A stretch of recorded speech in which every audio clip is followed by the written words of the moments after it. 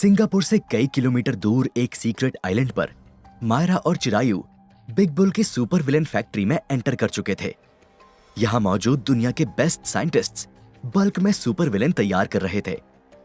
इनमें से ही एक साइंटिस्ट था डॉक्टर इकबाल।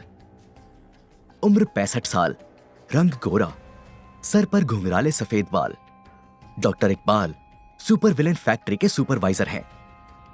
बिग बुल के साथ मिलकर उन्होंने इस सुपर विलेन फैक्ट्री की नींव रखी थी। यहां मौजूद सारे साइंटिस्ट उनके ही अंडर वर्क करते हैं।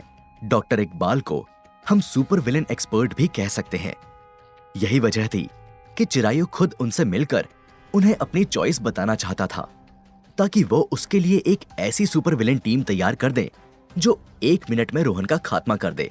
सुपर विलेन फैक्ट्री में आपका स्वागत है मास्टर चिरायु। कहिए, मैं आपकी किस तरह से सहायता कर सकता हूं? डॉक्टर इकबाल ने वेलकम करते हुए कहा। शुक्रिया डॉक्टर इकबाल।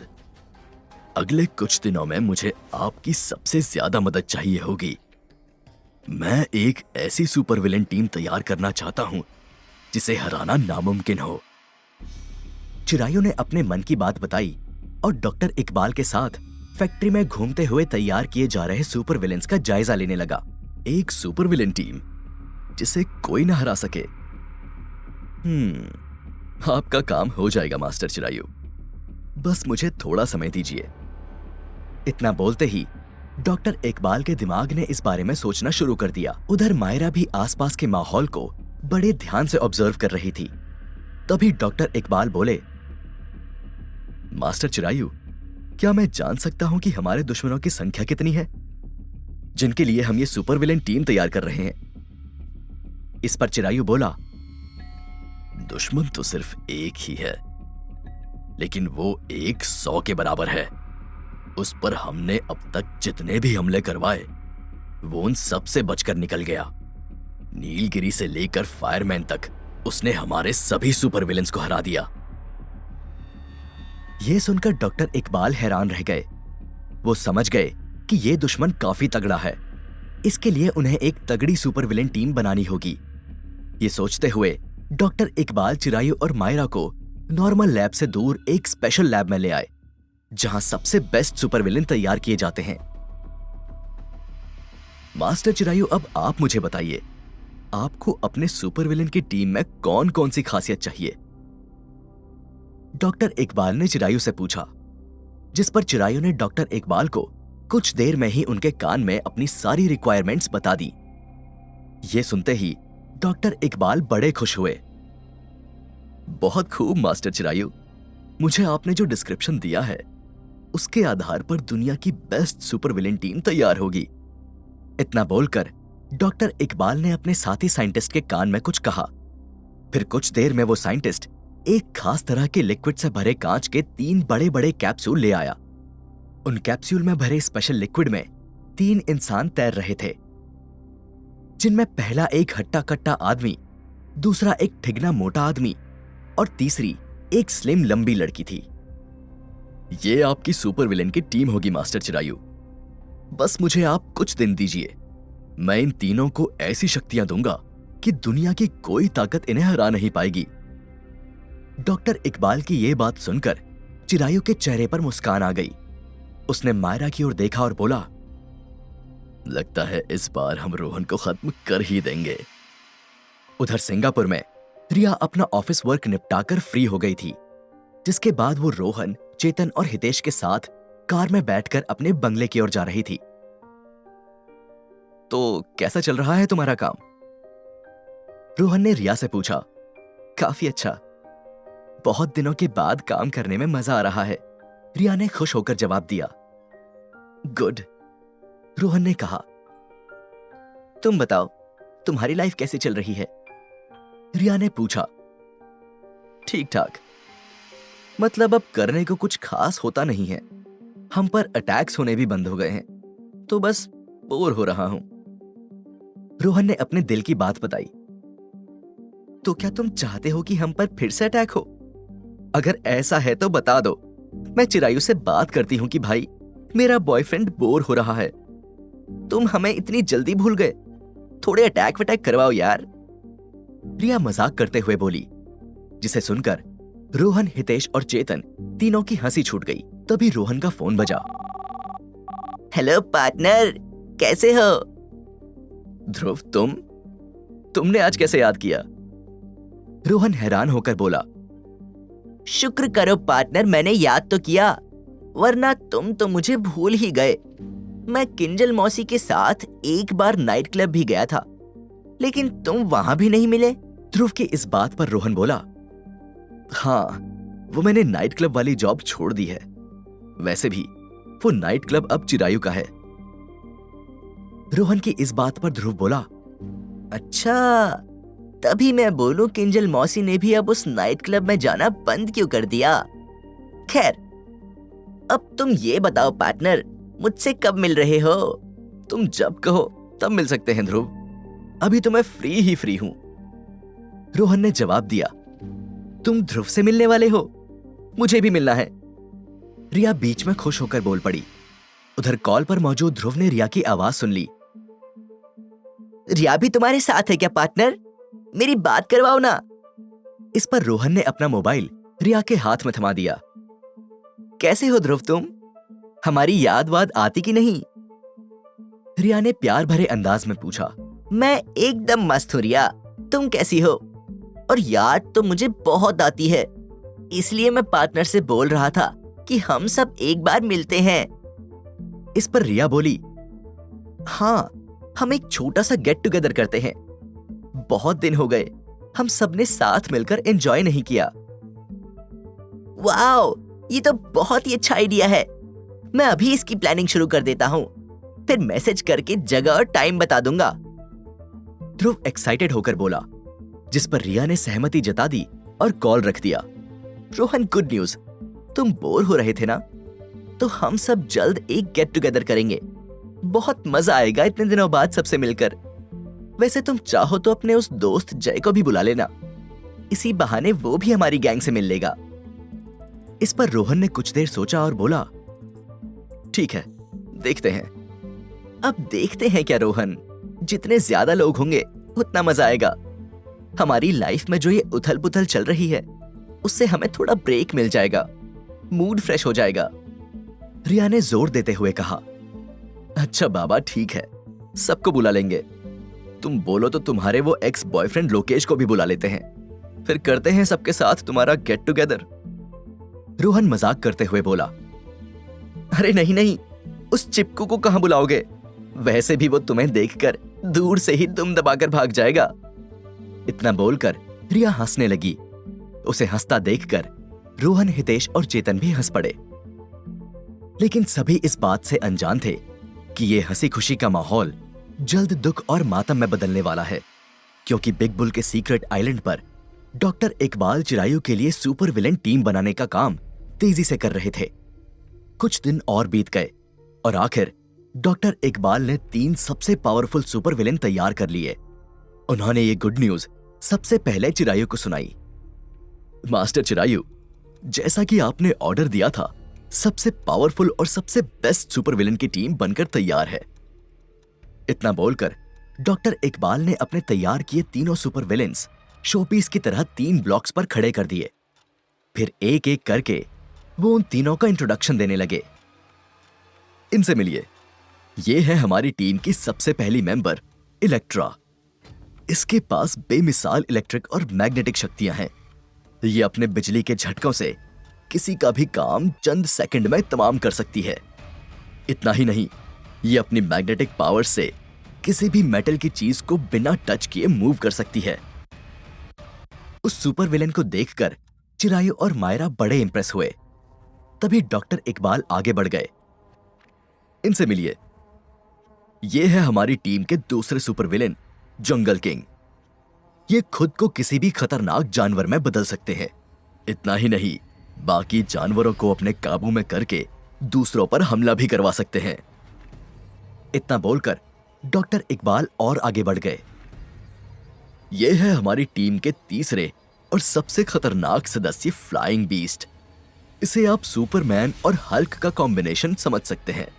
यह हवा में उड़ सकता है और सामने मौजूद हर चीज को चुटकियों में तबाह भी कर सकता है।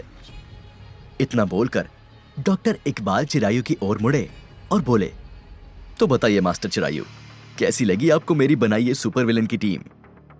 इस पर चिरायू ने तीनों सुपर विलेन को ध्यान से देखा और बोला, बहुत ही शानदार। मेरी उम्मीद से भी ज्यादा खतरनाक लग रही है ये टीम। वैसे आपने इस टीम का कोई नाम सोचा है क्या? इस पर डॉक्टर इकबाल बोले, अभी तक तो नहीं।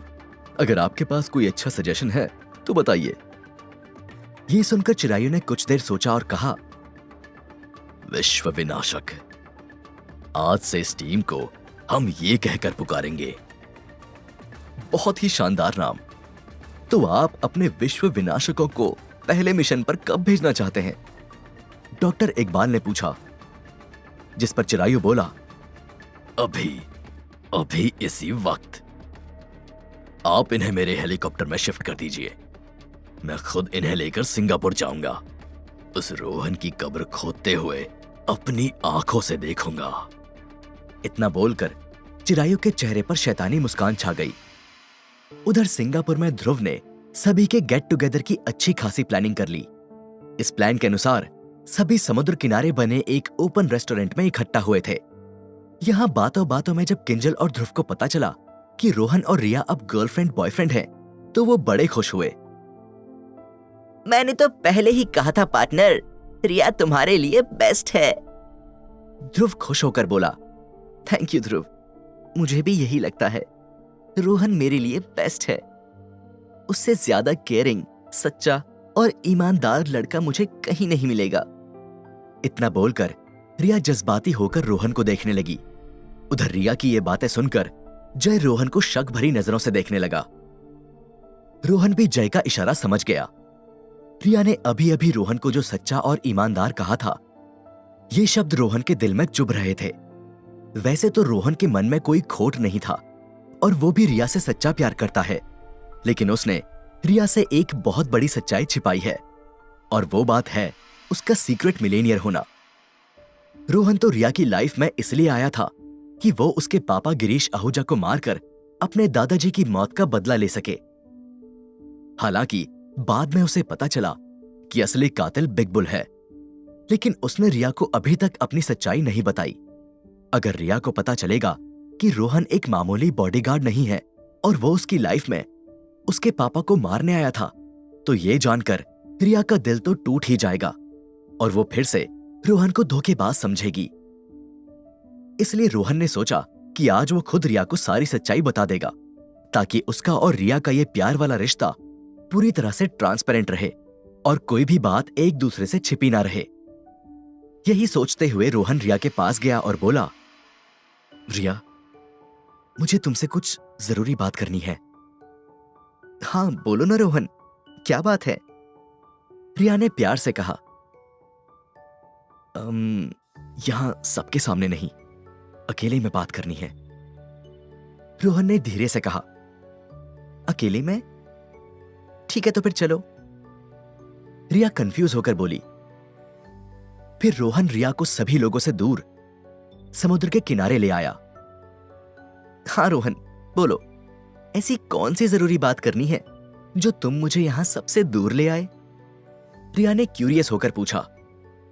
इस पर रोहन थोड़ा नर्वस हुआ और बोला, पता नहीं रिया कहां से शुरू करूं, लेकिन आज तुम्हें सच्चाई तो बतानी होगी। लेकिन उसके पहले मैं तुम्हें बताना चाहता हूं कि मैं तुम्हें सच्चा प्यार करता हूं, और मैं नहीं जानता कि तुम ये सच्चाई जानने के बाद भी मुझसे प्यार करोगी या नहीं। ये सुनकर रिया की टेंशन बढ़ गई। रोहन क्या बोल रहे हो तुम? किस सच्चाई की बात कर रहे हो? इस पर रोहन बोला, रिया, दरअसल मैं एक। अब रोहन आगे कुछ बोलता, तभी अचानक से बिजली की एक पावरफुल तरंग आई और सीधा रिया के सर पर लगी। इससे रिया अगले ही सेकंड जमीन पर गिर पड़ी और बेहोश हो गई। रिया, क्या हुआ? तुम ठीक तो हो? कुछ बोलो रिया। रोहन ने कई बार रिया की बॉडी हिलाई, लेकिन उसमें कोई मूवमेंट नहीं दिखा। तभी रोहन ने देखा कि रिया पर हमला दूर खड़ी एक सुंदर सी लंबी लड़की ने किया है। उस लड़की के साथ एक हट्टा कट्टा आदमी और ठिगना शख्स भी खड़ा है। ये कोई और नहीं बल्कि चिरायू की सुपर विलेन टीम विश्व विनाशक थी जो रोहन को मारने आ गई थी। तो अब क्या होगा आगे? क्या रोहन अकेला इन तीनों सुपर विलेन को हरा पाएगा या फिर इनके हाथों मारा जाएगा? और रिया का क्या वो जिंदा है? जानने के लिए सुनिए सीक्रेट मिलेनियर का अगला एपिसोड। चिरायु की सुपर विलेन टीम विश्व विनाशक ने रिया पर हमला करके उसे बेसुध कर दिया था। उसकी बॉडी में कोई मूवमेंट नहीं दिख रहा था। ये देखकर रोहन टेंशन में आ गया। उसने सुपर विलेन टीम को इग्नोर किया और फौरन रिया को गोद में उठाकर कार की ओर जाने लगा ताकि उसे जल्द से जल्द हॉस्पिटल ले जा सके। लेकिन तभी जिस बिजली की तरंगों ने रिया के सर पर हमला करके उसे बेसुध किया था, वैसी ही कुछ और तरंगे रोहन के ऊपर भी फेंकी गई। लेकिन रोहन को अपने सिक्स्थ सेंस की मदद से पहले ही खतरा महसूस हो गया था और वो साइड में हटकर उस हमले से बच गया। जब रोहन पलटा तो देखा ये हमला फिर से उन 3 सुपर विलेन ने किया था। इतनी जल्दी क्या है जाने की? पहले हमसे 2-4 बातें तो करते जाओ। बिजली की तरंग से हमला करने वाली इलेक्ट्रा ने रोहन को रोकते हुए कहा, अगर रिया बेहोश ना हुई होती तो मैं जरूर रुककर तुमसे बातें करता और तुम्हें सबक भी सिखाता। लेकिन अभी मुझे इसे जल्द से जल्द हॉस्पिटल ले जाना है, इसलिए बेहतर यही होगा कि तुम मुझे जाने दो और किसी और दिन मुकाबला करने आओ। रोहन ने कड़क आवाज में कहा। और अगर हम ऐसा ना करें तो? जंगल किंग नाम के दूसरे सुपर विलेन ने रोहन को छेड़ते हुए कहा, तो इसका अंजाम बहुत बुरा होगा। रोहन ने धमकी भरे लहजे में जवाब दिया। फिर वो तीनों सुपर विलेन्स को घूरने लगा। ठीक है, तो फिर मैं भी देखना चाहता हूं कि तुम्हारे अंदर कितना दम है। तीसरे सुपर विलेन फ्लाइंग बीस्ट ने रोहन को घूरते हुए कहा। रोहन समझ गया कि ये तीनों सुपर विलेन उसे रिया को हॉस्पिटल लेकर नहीं जाने देंगे। उसे उनसे लड़ना ही होगा। लेकिन दिक्कत यह है कि रिया को टाइम पर हॉस्पिटल पहुंचाना बेहद जरूरी है और रोहन को कोई अंदाजा नहीं है कि ये तीनों सुपर विलेन कितने खतरनाक हैं और इन्हें हराने में उसे कितना समय लगेगा। इसलिए वो रिया की जान को लेकर कोई रिस्क नहीं लेना चाहता था। रोहन ये सब सोच ही रहा था कि तभी वहां बाकी सब लोग भी आ गए। रोहन, क्या हुआ रिया को? और ये लोग कौन हैं? किंजल ने चिंता जताते हुए पूछा। रिया इनके हमले से बेहोश हो गई है। लगता है कोई अंदरूनी चोट है। इसे फौरन हॉस्पिटल ले जाना होगा। लेकिन ये लोग हमें जाने नहीं दे रहे हैं, मुझसे लड़ना चाहते हैं। रोहन ने पूरा मामला समझाया। अगर ऐसी बात है तो मैं रिया को फौरन हॉस्पिटल ले जाती हूं। तुम तब तक इन सुपर विलेन से निपटो। किंजल ने अपना सजेशन दिया। लगता है ऐसा करने के अलावा मेरे पास कोई और दूसरा ऑप्शन भी नहीं है। इतना बोलकर रोहन ने रिया के माथे को प्यार से चूमा और कहा, तुम जल्द ठीक हो जाओगी रिया, मैं तुमसे मिलने जल्द आऊंगा। इतना बोलकर रोहन ने रिया को किंजल के हवाले कर दिया। तुम टेंशन मत लो पार्टनर, हम रिया का ख्याल रखेंगे। ध्रुव रोहन को दिलासा देते हुए बोला। फिर हितेश और चेतन रिया को कार तक ले जाने में किंजल की मदद करने लगे। लेकिन तभी इलेक्ट्रा ने एक और बिजली की तरंग से हमला करना चाहा, लेकिन रोहन ने बीच में आकर रिया को उसके हमले से बचा लिया। तुम्हें मुझसे फाइट करनी है ना, तो रिया को जाने दो, वरना चीजें और बिगड़ जाएंगी और ये तुम लोगों के लिए अच्छा नहीं होगा। रोहन गुस्से में बोला। ये सुनकर इलेक्ट्रा अपने साथी विलेंस का मुंह देखने लगी। तभी उन तीनों के कान में आवाज आई, रिया को जाने दो, उसका बचना वैसे भी मुश्किल है और अगर वो बच भी गई तो हम उसे बाद में देख लेंगे। अभी अपना पूरा फोकस रोहन को खत्म करने पर रखो, वही हमारा मेन टारगेट है। वो एक बार मर गया तो रिया को मारना बच्चों का खेल होगा। दरअसल ये आवाज चिरायु की थी, जो समुद्र किनारे दूर बोट में बैठा दूरबीन से सारा नजारा देख रहा था। मायरा भी उसके साथ उस बोट में थी। चिरायु ने सभी सुपर विलेंस के कान में एक चिप लगा दी थी, जिसके माध्यम से वो उनसे आसानी से कम्युनिकेट कर पा रहा था। चिरायु का आदेश सुनकर इलेक्ट्रा बोली, ठीक है, ले जाओ इस लड़की को। तुम्हें मारने के बाद हम उसे भी ढूंढकर खत्म कर देंगे। ये सुनकर रोहन ने इलेक्ट्रा को गुस्से से घूर कर देखा और फिर किंजल को इशारा किया कि वो जल्द से जल्द रिया को लेकर चली जाए। किंजल ने ऐसा ही किया। हितेश और चेतन ने फौरन रिया को किंजल की कार में लेटा दिया। फिर किंजल रिया और ध्रुव को लेकर हॉस्पिटल के लिए निकल गई। अब रोहन उन 3 सुपर विलेंस के सामने अकेला खड़ा था। तभी जय उसके पीछे आकर खड़ा हो गया और बोला, रोहन तुम अकेले नहीं हो, मैं भी इन्हें हराने में तुम्हारी मदद करूंगा। हाँ रोहन, हम भी तुम्हारे साथ हैं, हितेश ने कहा और चेतन के साथ आकर रोहन के पीछे खड़ा हो गया। शुक्रिया दोस्तों, पर मैं इन सुपर विलेंस को अकेले ही संभालूं तो बेहतर होगा, क्योंकि मुझे इनके पास से बहुत अधिक नेगेटिव एनर्जी महसूस हो रही है। ऐसा लगता है मैंने अब तक जितने भी सुपर विलेंस से फाइट की है, ये उन सभी से ज्यादा पावरफुल हैं। रोहन ने अपने दोस्तों को सावधान करते हुए कहा, ये सुपर विलेंस भले ही हमसे ज्यादा ताकतवर हो, लेकिन हम भी इन्हें धूल चटाने में अपना पूरा जोर लगा देंगे। आखिर दोस्त ही तो दोस्त के काम आते हैं। इतना बोलकर चेतन ने अपनी उंगलियां चटकाई। हितेश और जय ने भी चेतन की बात पर सहमति जताई। तभी इलेक्ट्रा ने रोहन पर अपनी बिजली की तरंगों से हमला बोल दिया, लेकिन रोहन उनसे बचता हुआ तेजी से उसकी ओर बढ़ने लगा। ऐसे में इलेक्ट्रा ने अपनी मैग्नेटिक पावर यूज करके पास खड़ी एक कार को हवा में उड़ाया और रोहन के ऊपर दे मारी। इससे रोहन कार के नीचे दबकर जमीन पर जा गिरा। ये देखकर हितेश, चेतन और जय रोहन की मदद करने के लिए दौड़े, लेकिन तभी दूसरे सुपर विलेन जंगल किंग ने एक बड़े भैंसे का रूप ले लिया और उन तीनों पर हमला बोल दिया। ये देखकर चेतन ने उस भैंसे के सींग पकड़ लिए, लेकिन उसने चेतन को हवा में उछालकर कई फीट दूर फेंक दिया। उधर हितेश ने भैंसे की पूंछ पकड़ ली थी और उसे पीछे की ओर खींच रहा था, लेकिन उसकी इस हरकत ने भैंसे को गुस्सा दिला दिया और उसने अपनी पिछली टांगों से हितेश को जोरदार लात मारी। इससे हितेश जमीन की धूल खाता हुआ कई फीट दूर लुढ़कता हुआ जाने लगा। तभी जय उस भैंसे की पीठ पर बैठ गया और उसके दोनों सींग पकड़ लिए। ऐसे में भैंसा अपनी पूरी बॉडी को तेजी से इधर उधर मूव करके जय को पीठ पर से गिराने लगा, लेकिन जय किसी तरह से उसकी पीठ पर टिका रहा और अपनी लातों से भैंसे को मारने लगा। यह देखकर भैंसे को बड़ा गुस्सा आया और वो फौरन जमीन पर धड़ाम से उल्टा लेट गया। इससे उसकी पीठ पर बैठा जय उस भैंसे की हैवी बॉडी के नीचे दब गया। उधर दूसरी ओर कार के नीचे दबा रोहन झटके के साथ उठा और उसने वो कार कई फीट ऊपर हवा में उछाल दी।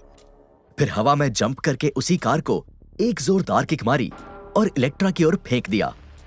हालांकि ये कार जैसे ही इलेक्ट्रा के नजदीक आई, उसने अपनी मैग्नेटिक पावर से उसे बीच हवा में ही रोक दिया और पलटा कर बुलेट की रफ्तार से रोहन की ओर फेंक दिया। लेकिन रोहन ने इस बार उस कार पर एक जोरदार पंच मारा, जिससे वो कार बुरी तरह से पिचक गई और फिर वो कबाड़ बनकर जमीन पर जा गिरी। उधर दूर खड़ा फ्लाइंग बीस्ट रोहन को ध्यान से ऑब्जर्व कर रहा था। वो अभी तक इस फाइट में इन्वॉल्व नहीं हुआ था। दूसरी ओर जय अभी भी उस भारी भरकम भैंसे के नीचे दबा हुआ था। वो उठने में स्ट्रगल कर रहा था। तभी हितेश और चेतन एक बड़ा सा पत्थर लेकर आए और उस भैंसे के ऊपर दे मारा। उससे वो भैंसा सकपका गया और जय के ऊपर से उठ गया। फिर अगले ही पल उस जंगल किंग ने भैंसे से खुद को एक बड़े से गैंडे में बदल दिया और फिर अपनी नाक पर लगे नुकीले सींग को लेकर तेजी से हितेश, चेतन और जय की ओर दौड़ा। ये देखकर वो तीनों भागने लगे और फिर वहां खड़ी एक कार के अंदर जाकर बैठ गए।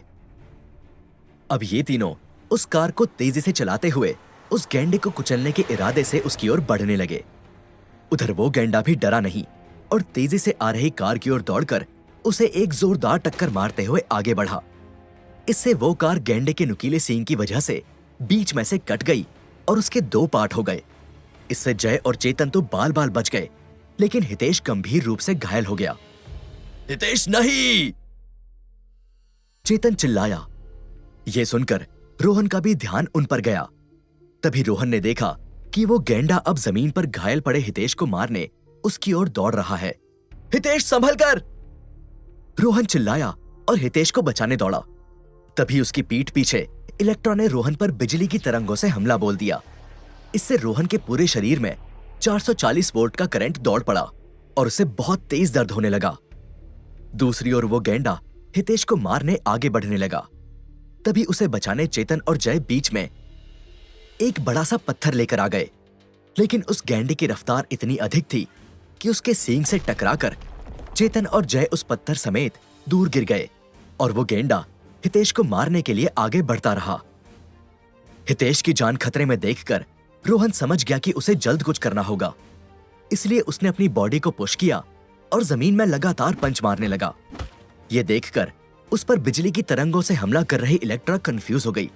उसे समझ में नहीं आया कि रोहन ये क्या कर रहा है। फिर अगले ही पल रोहन ने जमीन में गड्ढा कर दिया और उसके अंदर समा गया। ये देखकर इलेक्ट्रा के होश उड़ गए। वो सोच में पड़ गई कि रोहन अचानक से कहां गायब हो गया। अब उसकी बिजली की तरंगें जमीन के ऊपर टकराकर बेकार जा रही थी।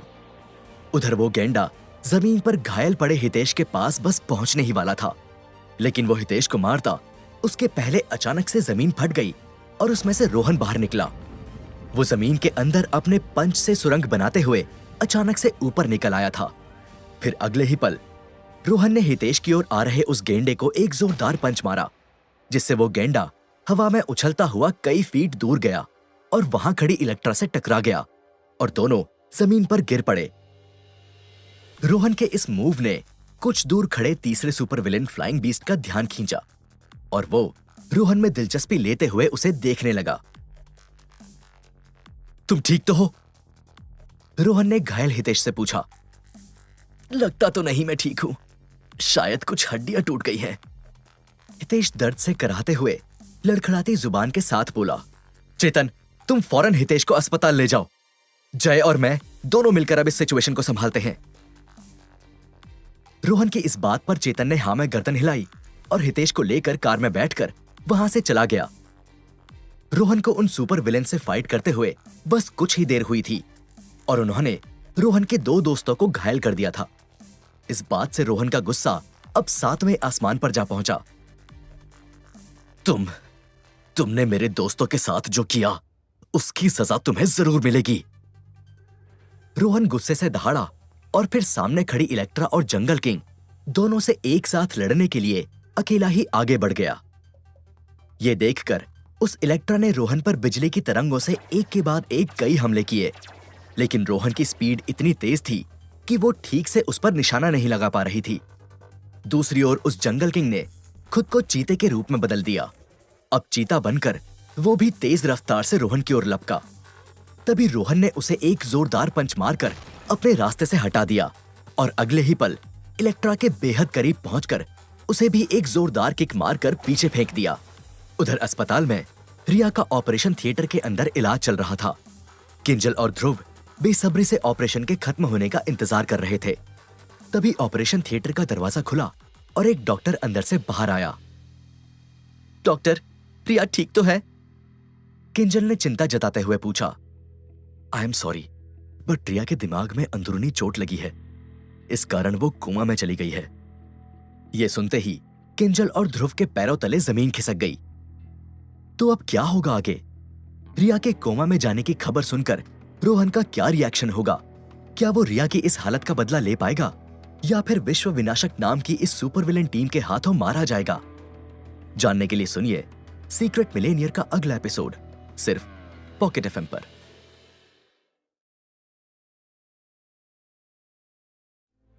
रिया के कोमा में जाने की खबर सुनकर किंजल और ध्रुव के पैरों तले जमीन खिसक गई। डॉक्टर, रिया कब तक कोमा में रहेगी? किंजल ने टेंशन में आकर पूछा। ये कहना मुश्किल है, हो सकता है कि वो कल ही कोमा से बाहर आ जाए या फिर 1 महीने बाद या फिर कभी नहीं। डॉक्टर ने सीरियस होकर जवाब दिया। किंजल मौसी, क्या रिया अब कभी भी होश में नहीं आएगी? ध्रुव ने टेंशन में आकर नम आंखों से पूछा। ऐसा नहीं बोलते ध्रुव, हमें उम्मीद नहीं छोड़नी चाहिए। किंजल ने ध्रुव को दिलासा दिया। क्या हमें पार्टनर को इस बारे में बताना चाहिए? ध्रुव ने पूछा। आज नहीं तो कल रोहन को ये सच्चाई बतानी ही होगी, लेकिन मुझे डर इस बात का है कि जब रोहन को पता चलेगा कि उसकी रिया कोमा में चली गई है तो पता नहीं वो कैसे रिएक्ट करेगा। इतना बोलकर किंजल नम आंखों से इस बारे में सोचने लगी। उधर समुद्र किनारे रोहन इलेक्ट्रा और जंगल किंग से अकेला लड़ रहा था। रोहन ने उन दोनों को एक-एक पंच मारकर धूल चटा दी थी। उसके बाद दोनों बहुत गुस्से में थे।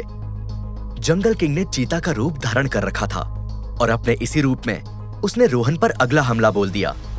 उधर इलेक्ट्रा ने कुछ दूरी पर मौजूद एक लाइटिंग पोल को अपनी मैग्नेटिक पावर से उखाड़ दिया, फिर उसे रोहन के ऊपर रस्सी की तरह मोड़कर लपेट दिया। रोहन खुद को इससे छुड़ाने की कोशिश कर रहा था, लेकिन इलेक्ट्रा अपने मैग्नेटिक पावर की मदद से मेटल से बने उस पोल को 1 इंच भी हिलने नहीं दे रही थी।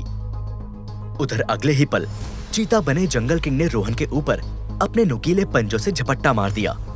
ये देखकर जय रोहन को बचाने दौड़ा और उसने उस चीते की पूंछ पकड़कर उसे घुमाते हुए दूर फेंक दिया। इससे उस चीते को बहुत गुस्सा आया और वो जय के ऊपर हमला करने लगा। इन दोनों की फाइट चल ही रही थी कि दूसरी ओर रोहन अभी भी उस मेटल पोल में जकड़ा हुआ था। तभी इलेक्ट्रा ने अब तक की अपनी सबसे खतरनाक बिजली की तरंगें रोहन के ऊपर छोड़ दी। रोहन दर्द के मारे चिल्लाया और करंट की वजह से तड़पने लगा।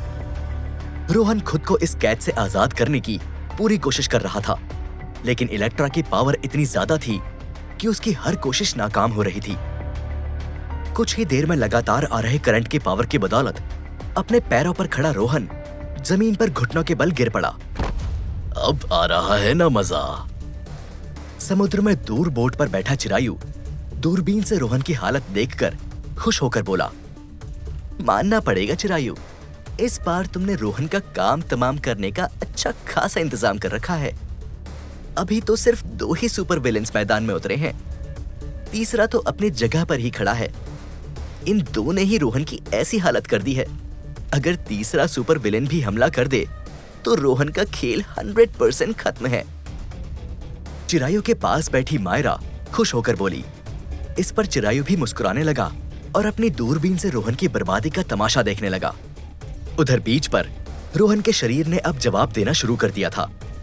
एक तो इलेक्ट्रा अपनी मैग्नेटिक पावर से रोहन को उस मेटल पोल से लगातार जकड़े जा रही थी, ऊपर से रोहन के शरीर में लगातार हाई वोल्टेज करंट भी बह रहा था। उधर जय भी चीता बने जंगल किंग से लगातार मार खाए जा रहा था।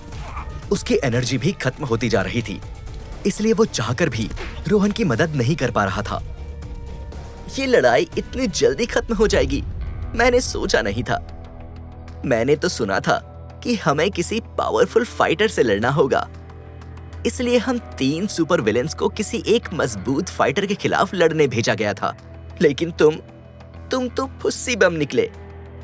वैसे अच्छा है, तुम्हारा खेल जल्द खत्म हो जाएगा, फिर हम उस लड़की, क्या नाम था उसका, हाँ रिया, उसे भी मार डालेंगे।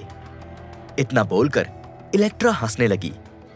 मेरे रहते रिया को कुछ नहीं होगा, मैंने उसे प्रोटेक्ट करने का वादा किया है और मैं अपना वादा हर हाल में निभाऊंगा, तुम उसका कुछ नहीं बिगाड़ सकते। इतना बोलकर घुटनों के बल बैठा रोहन दर्द से तड़पने के बावजूद धीरे धीरे अपने पैरों पर खड़े होने की कोशिश करने लगा। इस दौरान उसके दिमाग में सिर्फ रिया का चेहरा ही बार बार घूम रहा था। तभी उसने अपनी बॉडी को और ज्यादा पुश किया और फिर अपने हाथ धीरे धीरे फैलाते हुए अपनी बॉडी पर जकड़े हुए उस मेटल पोल को खोलने लगा। जब वो ऐसा कर रहा था तो इलेक्ट्रा को बड़ा गुस्सा आया। उसने सोचा नहीं था कि रोहन दोबारा अपने पैरों पर न सिर्फ खड़ा हो पाएगा बल्कि उसके मोड़े हुए मेटल पोल को खोलने की हिम्मत भी कर पाएगा। ये देखकर इलेक्ट्रा ने अपनी मैग्नेटिक पावर का इस्तेमाल करके उस मेटल पोल को फिर से रोहन की बॉडी पर जकड़ना शुरू कर दिया। हालांकि इस बार उसके लाख कोशिश करने के बावजूद वो उस मेटल पोल को रोहन की बॉडी पर कस नहीं पा रही थी, क्योंकि रोहन अपनी पूरी ताकत लगाकर उसे ऐसा करने से रोक रहा था। फिर अगले ही पल रोहन ने खुद को उस मेटल पोल से आजाद कर लिया और फिर आहिस्ता आहिस्ता कदम बढ़ाते हुए वो इलेक्ट्रा की ओर बढ़ने लगा। इलेक्ट्रा अभी भी उसके ऊपर बिजली की तरंगों से हमला किए जा रही थी, लेकिन इस बार उसका ये हमला भी लगभग बेकार ही जा रहा था। रोहन अपनी बॉडी को लगातार यूज करते हुए आगे बढ़ रहा था। फिर अगले ही पल रोहन ने अपने आगे बढ़ने की स्पीड बढ़ा ली और देखते ही देखते वो इलेक्ट्रा के बेहद नजदीक पहुंच गया। फिर रोहन ने इलेक्ट्रा को अपना पूरा जोर लगाकर एक जोरदार पंच मारा। उसका ये पंच इतना पावरफुल था कि इलेक्ट्रा हवा में गुलाटी खाते हुए करीब 500 फीट दूर जा गिरी और बेहोश होकर समुद्र में डूब गई। इम्पॉसिबल! चीता बनकर जय को मार रहा जंगल किंग हैरान होकर बोला। रोहन का ये हमला देखकर उसका ध्यान भटक गया था। जय को बस इसी की तलाश थी और उसने फिर से उस चीता पर अपनी जोरदार किक बरसाना शुरू कर दी। अब क्या होगा?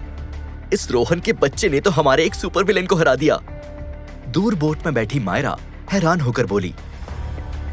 टेंशन मत लो, अभी हमारे पास ट्रम्प कार्ड बाकी है।